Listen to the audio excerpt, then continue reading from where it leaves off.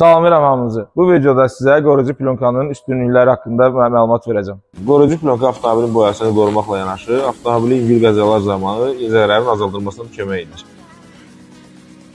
Avtomobilin tam kuzası, avtomobilin disk zonası, avtomobilin salonu və avtomobilin salonunda olan plastik hissələri qoruyucu plyonka ilə qorumaq olar. Tam kuza ən məsləhət gördüyüm variantdır. Bu zaman sizin avtomobilinizin eksteryeri tam qorumuş olursunuz. Eyni zamanda yalnız risk zonasına qoruyucu vurmaq olar. Yəni qabaq bufer, kapot, faralar, yan güzgülər, qabaq kılolar, stoykalar və qapıların dəstəyi.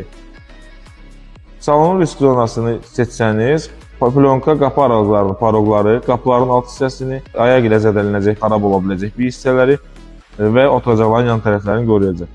Və Diamond Tuningdə ən çox sifariş olunan salon plyonkasıdır.